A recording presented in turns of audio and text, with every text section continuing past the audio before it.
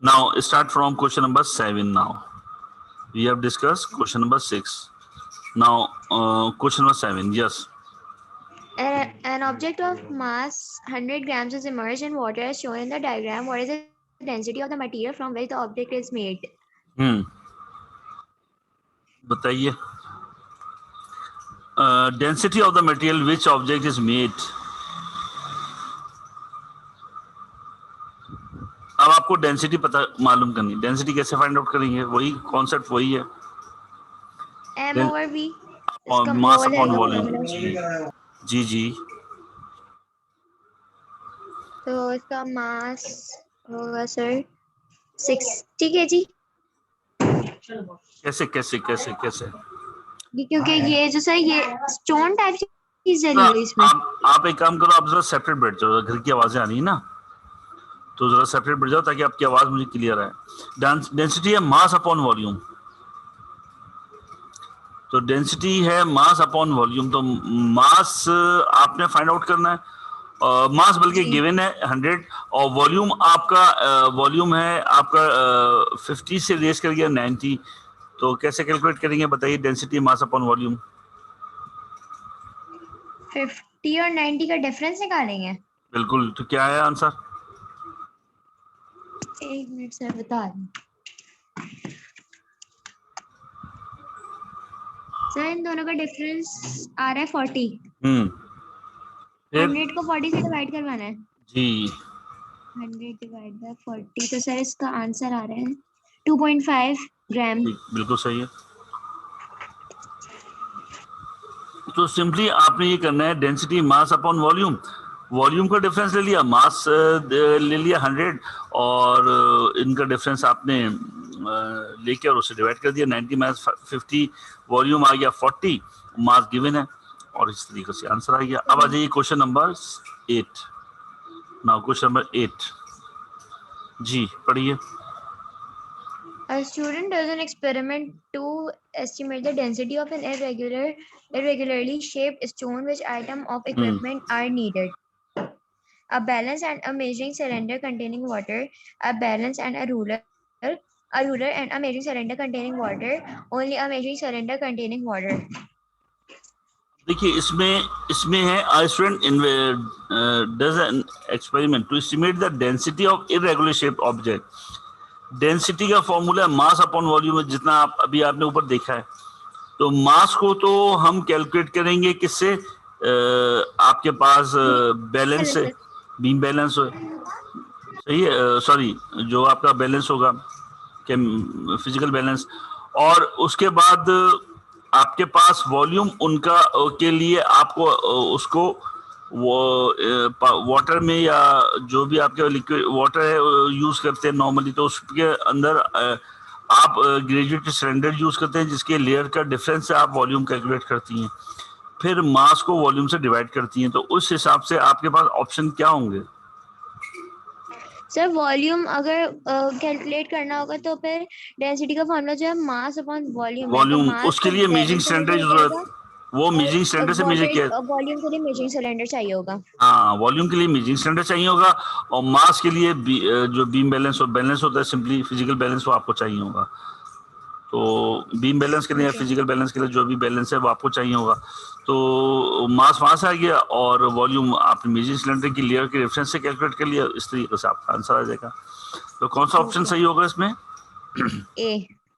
बिल्कुल ठीक. अब आ जाइए question number 9.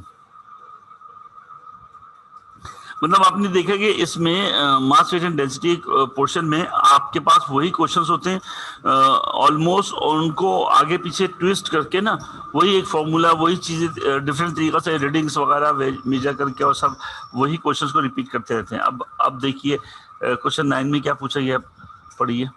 A lump of metal has a mass of 210 grams. It is lowered into a measuring cylinder containing water. The level of the water rises from 35 centimeter cube to 140 centimeter cube. What is the density of the metal? जी sir इसका हो जाएगा mass. Density का मतलब mass upon volume. Volume का difference निकालेंगे sir 140 और 35 को माइनस करवा के.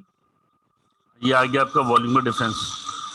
140 minus 35 कितना आया? 140 माइनस, एक मिनट से बता रही हूँ, 140 minus 35 is equals to 105 sir. ठीक, फिर डेंसिटी का फॉर्मूला क्या होता है? वही अप्लाई करते हैं formula, mass upon volume. Mass upon volume 2110 is equals to 105। नहीं, 2110 divide by, sorry divide by, तो सर इसका आ रहा है 2.0 ग्राम पर सेंटीमीटर क्यूब। सही, ठीक है। तो आपने जब 140 को डिवाइड कर दिया, 140 माइनस 35 डिफरेंस 105 वॉल्यूम आ गया, उसको आपने वॉल्यूम को डेंसिटी मास अपॉन वॉल्यूम 2110 से डिवाइड कर दिया, तो आपके पास आंसर आ जाएगा 2। ठीक है, question number 9 density mass upon, एक ही फॉर्मूला अप्लाई किया। अब आ जाइए क्वेश्चन नंबर 10 देखिए। क्वेश्चन 10 में क्या है? A measuring cylinder contains 118 cube of water. Ji, When a small object is fully immersed in the water, the reading goes up to 132 centimeter cube.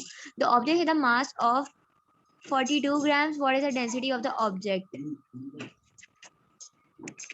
अब जरा देखें कैसे करेंगे। मैं बता रही हूँ सर, एक मिनट। 118 minus 132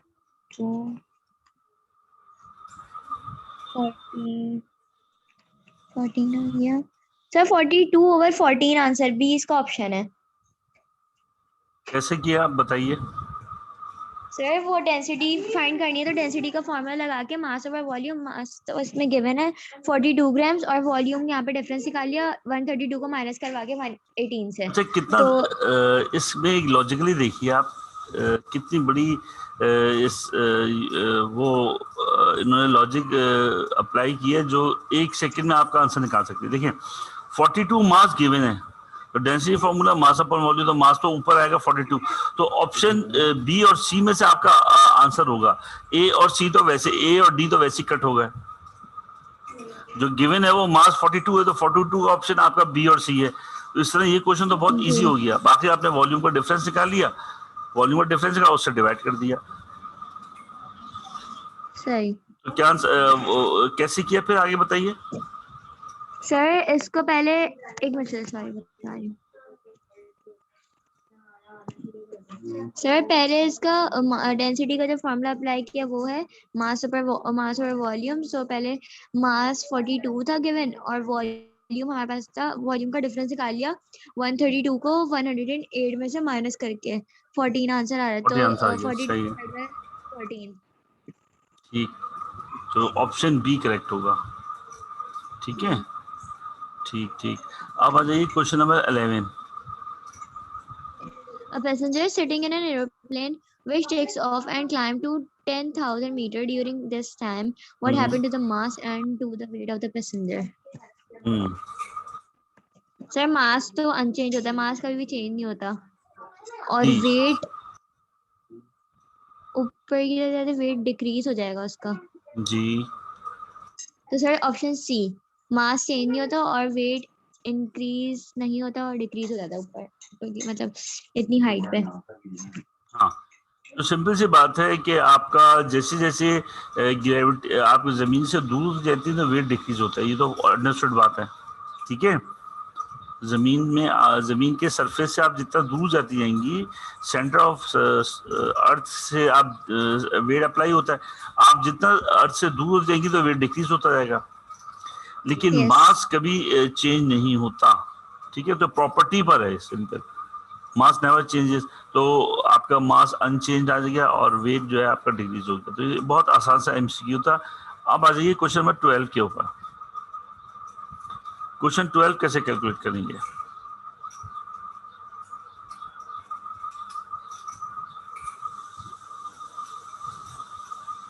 जी बताइए, पढ़िए, रीड कीजिए पहले question number 12। Paper is sold in packets labeled 80 gram per meter square.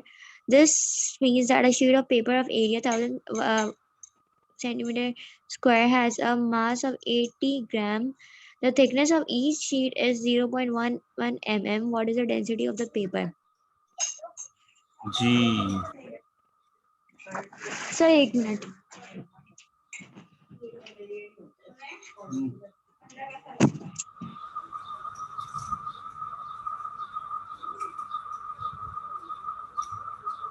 Sir एक मिनट तो कर रही बैकलेट. बात सुनो.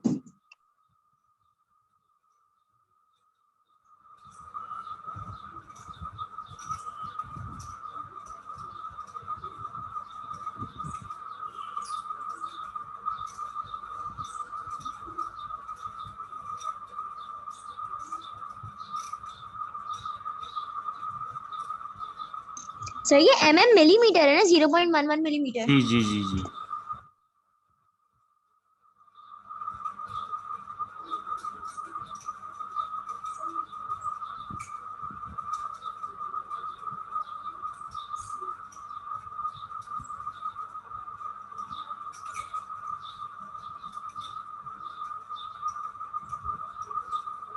सर ये वाला क्वेश्चन समझ नहीं आया.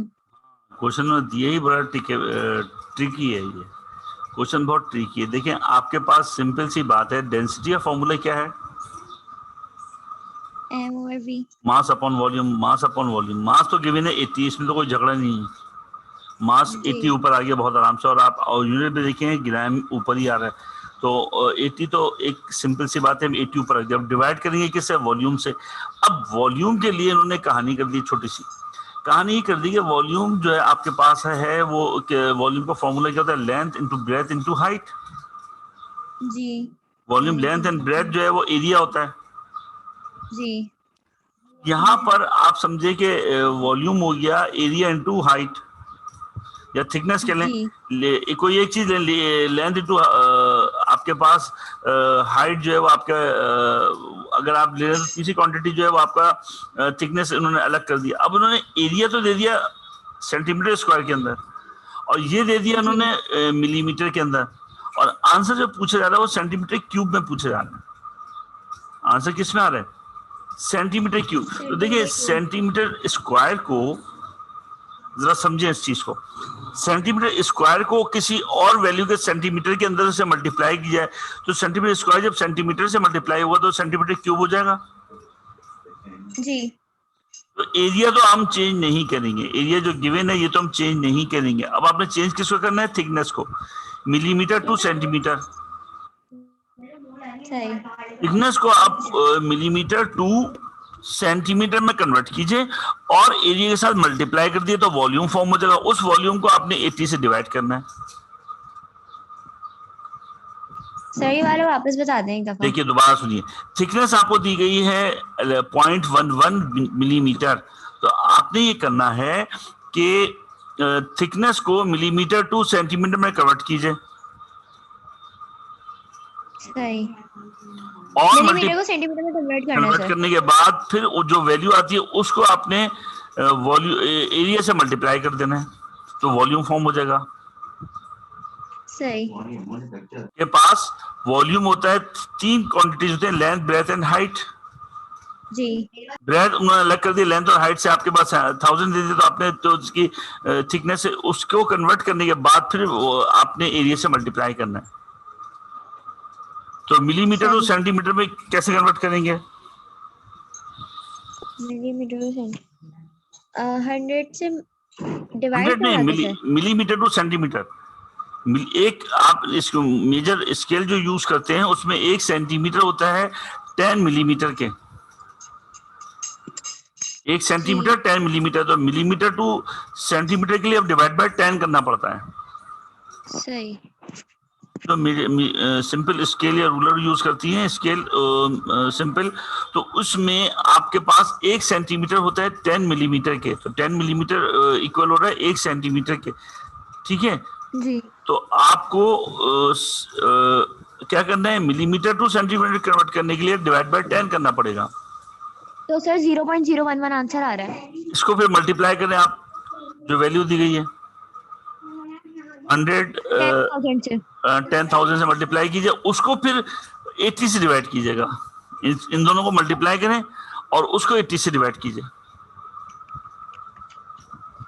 10,000 डिवाइड बाय, अच्छा सर एक मिनट कर रही हूँ, 110 डिवाइड बाय 80। जी 1. सर मेरा तो आ रहा है आंसर 1.375।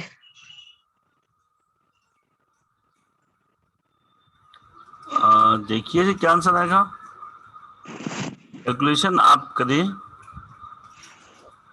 एक मिनट सर मैं वापस से करती हूँ। 0.11 डिवाइडेड बाय 10, 0.011, 0.011 into 10, 1 2 3,000, 1110। अब सर 1110 को 80 से डिवाइड करवाना है। जी जी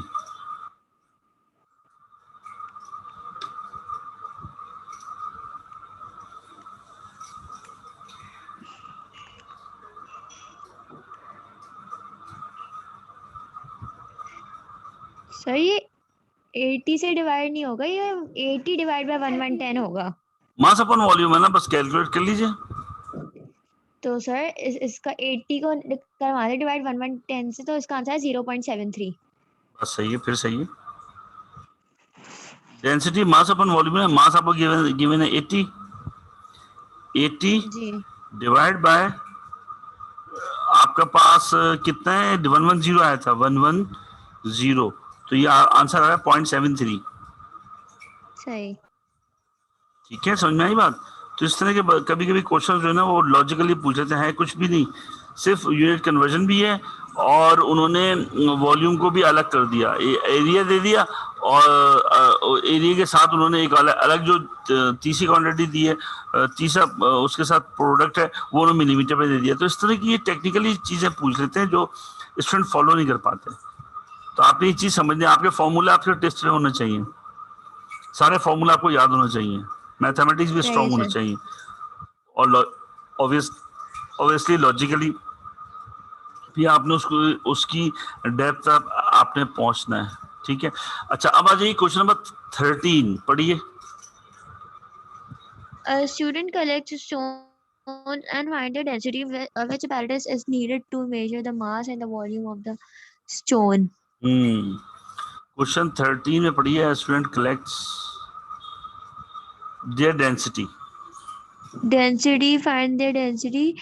What is the better needed to measure the mass and the volume of stone? Mass measure करने के लिए तो सर ये टॉप पेन बैलेंस चाहिए होगा, और वॉल्यूम मेजर करने के लिए मेजरिंग सिलेंडर और वाटर। अच्छा तो ये ऑप्शन कभी सी। बीम बैलेंस कहते हैं, कभी टॉप पेन बैलेंस कहते हैं, सब एक ही है भाई, फिजिकल बैलेंस भी कहते हैं, तो भाई सब एक ही नाम है, बैलेंस का मतलब है सब बैलेंस। न्यूटन मीटर अलबत्ता सर अलग सी कहा जाता ऑप्शन। है।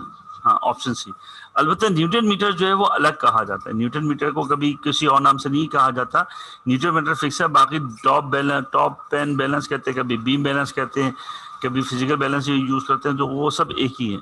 अच्छा अब आ जाइए क्वेश्चन नंबर 14, जरा इसको भी समझना है, क्वेश्चन नंबर 14 जरा पढ़िए, question number 14। Four identical measuring cylinders contain liquid. The two contain water of density 1000 kg per meter cube. Two contain paraffin of density 800 kg meter cube. Which cylinder has the least pressure exerted on its base by the liquid it contains? जी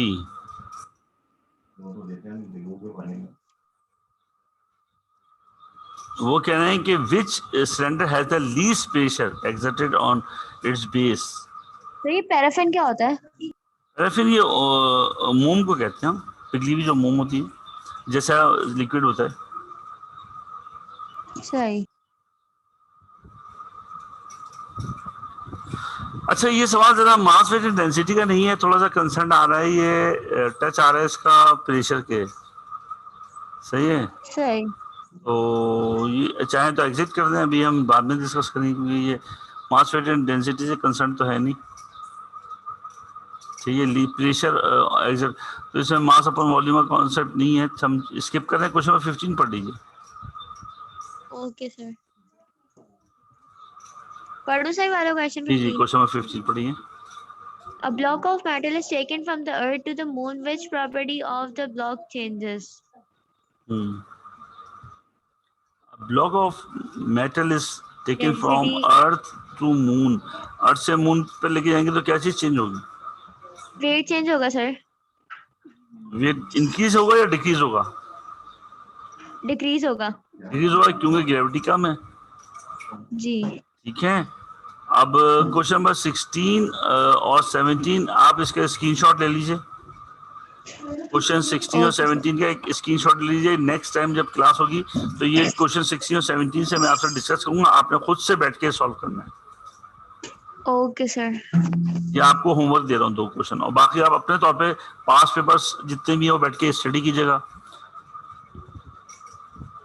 मैं next time की Okay, class sir. में आपके पास कल बता दूंगा time. Okay.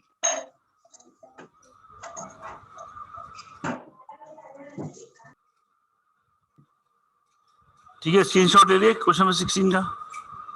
जी sir ले लिया. 16 और 17 आपने वही फॉर्मूला अप्लाई करने हैं, लेकिन जरा इसमें वही थोड़ी सी ट्रिक्स हैं, ट्रिकी हैं दोनों, तो जरा आपने देखना है. फिर नेक्स्ट टाइम मैं आपको एक्सप्लेन कर दूंगा. ठीक है. Thank you very much. फिर कल क्लास का टाइम बता दूंगा आपको. अल्लाह.